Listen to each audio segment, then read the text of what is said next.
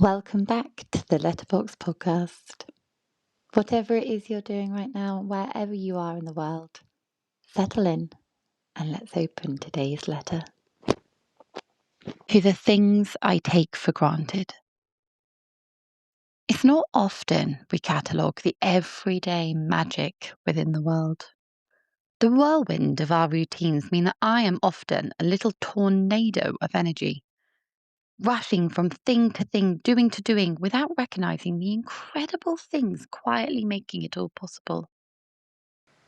Well, I rarely notice them until something stops working. When machines break down and then the convenience just disappears. Clothes might need washing by hand, water has to be boiled on the stoves, showers run cold, or the car refuses to start. When I try to make instead of buy the things I know Amazon could deliver within hours. And in those moments, I become astounded by the ease of modern life. And I like to imagine myself propelled back in time, living with the simplicity my grandma once did. Because within my modest home are luxuries kings and queens throughout history could only dream of. My spice rack adorned with flavours from around the world. My fridge is full of produce farmers have worked tirelessly to provide. My clothes prepare me for the ever-changing and temperamental British weather. My old running trainers, often abandoned for another day with more motivation, are speckled in mud from walks around the country and have carried me further than my legs alone ever could and quite literally put a spring in my step on the days I needed it most. My yoga mat welcomes me at my best and my worst. It holds my sweat and tears, carries my heartbeat and breath through weird, wonderful and wacky shapes, and helps me come home to myself, to find peace, presence, and stillness. There's homemade art on my walls. Pieces from my own developing skills, gifts from friends and family, and creations from the little sticky fingers of my niece and nephew. All one of a kind, and all reminders of the people I love, near and far. And beyond all the objects that soften and shape my days, there is still the thing I take for granted the most. My own body. The machine tirelessly working day and night, not only to keep me alive, but allowing me to sing, laugh, jump, dance around my bedroom, learn, love, and read stories from the lessons of those who came before me. The strength in my foundations that allow me to stand tall and reach for the secret chocolate bar on the top shelf. The warmth of skin that makes hugs linger a little longer, the crow's feet beside my eyes from countless laughs and smiles, and the scars on my fingers from culinary explorations and DIY projects gone wrong.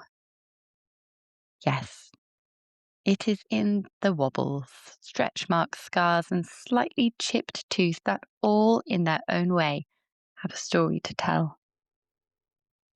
So, even when my body doesn't do what I want, or changes a little more, it is still such an honour to welcome another year on this small, strange rock, hurtling through space, knowing we are only visiting for a very short time and that none of this was ever guaranteed. So perhaps the least I can do is be kinder to myself while I'm here.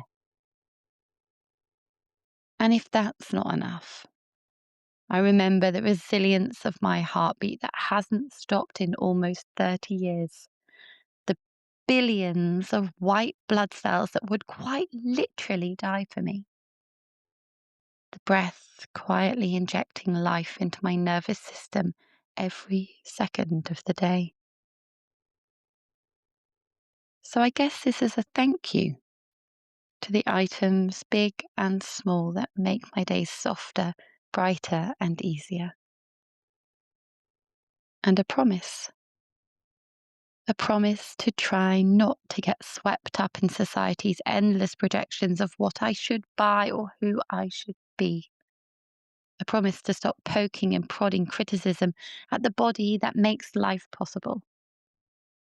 To stop comparing it to others when all it has ever done is try its best to carry me forward.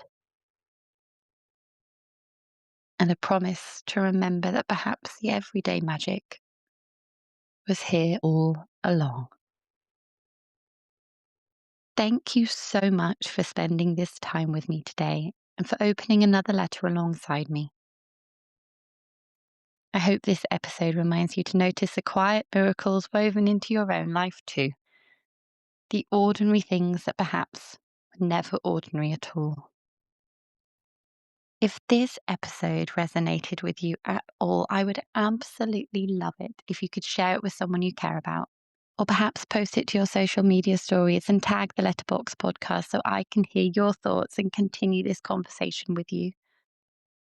If you haven't already, don't forget to follow the podcast and leave a rating or review. It genuinely helps more people find these little moments of reflection and connection. Until next time, take care of yourself, be gentle with your heart, and remember that perhaps the everyday magic was here all along.